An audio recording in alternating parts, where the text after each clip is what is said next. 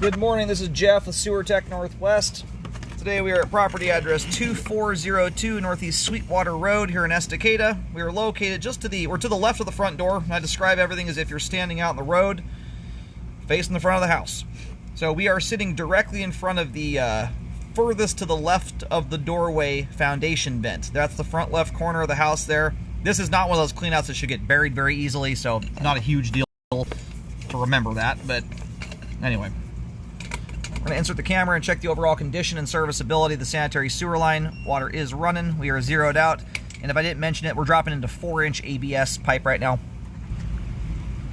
All right, I just turned looks like the water was running hot in there. We'll get the steam cleared out for the reel back. We'll have a nicer view of things at that point. Doing a nice hard dive there right out of the gate. Dive, dive, dive. Still going. And that gets way down there really fast. Now into 3034 PVC, it looks like we are making a diameter adjustment there. I can see the step down. It might still be 4-inch, but I think we're swapping over to 6-inch pipe there. Sometimes the way that a joint gets put together, it can kind of give the illusion of a diameter change. And not always be that way, but we'll see. So far, good looking sewer line, clean, no construction debris.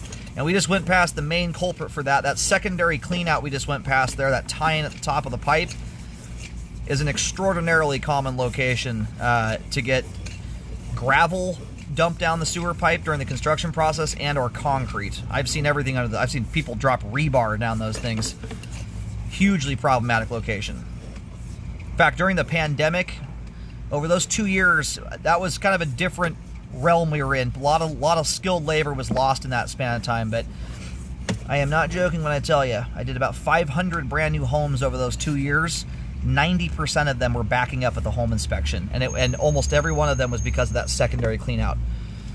So during that span of time, if you bought a home and didn't scope it, you were almost guaranteed to have a sewer backup the very first day you lived in the house. It was pretty nuts. Anyway, we're doing a lot better these days, and this one's looking good here so far. So we're going to go locate the camera head really quick. We're at the main here at 50 feet. We'll let the pipe drain out, and we'll get a nicer view of things as we come back in here. Alrighty, located the camera head successfully. Line terminates right out front here. This little drive in front of the house, I'm not sure it's technically even Sweetwater, but it just goes straight out.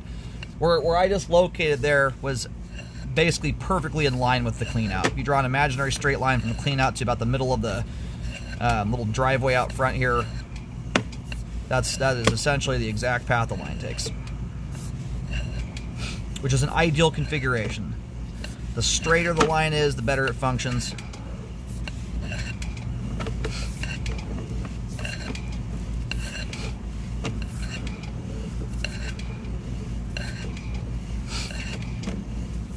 So your secondary clean out, which may right now be under the grass, I'll have to look for it here in a second. There's like a little green circle valve cover box right where the yard, or about where the bark dust and the yard come together. That may very well be the secondary. But between the initial clean out and the secondary, it gives you a very good idea as to where the line goes.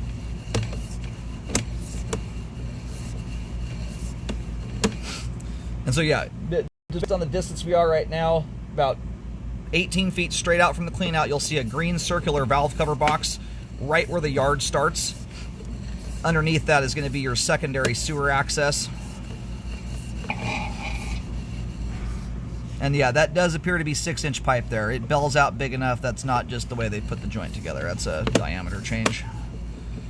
And that right there is about the only set of turns there is. It's a very, very subtle zig and zag. It basically runs dead straight.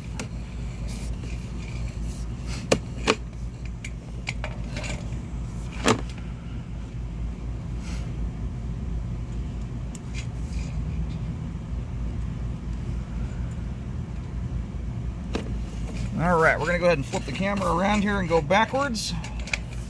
At least till we get through the foundation. Line next down to 3-inch pipe there. And then everything from this point forward is all exposed piping in the crawl space. You can walk right up to it and look at it with your eyeballs.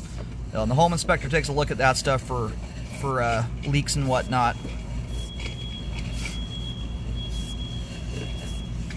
Very nice looking sewer line. And if you saw me there for a moment taking a look at this spot, there was a little bit of it looked like a lump in the flow line. I think it's just the way that the line does that hard dive like that. It kind of provides a visual illusion. There was a little bit, and there may be a tiny bit of excess pipe glue there. Like, I can't tell if they kind of did their own custom turn piece on that and were able to get a little bit different angle on the pipe there. And it created just a little tiny bit of a hump in the flow line. Then that's all it is. Functionally speaking, that's doing nothing to affect anything. It just caught my eye there for a second. Pipe there is all intact. Everything's draining over it, no problem. That little hump there is maybe a 1/16 of an inch tall. It's hardly anything.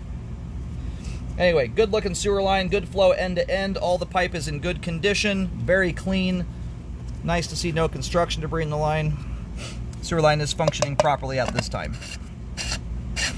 If you are new to home ownership, this will be my PSA for the day here, and I tell it to everybody. Best thing you can do for your sewer line, other than keeping things like wipes, paper towels, flushable wipes too, they're terrible.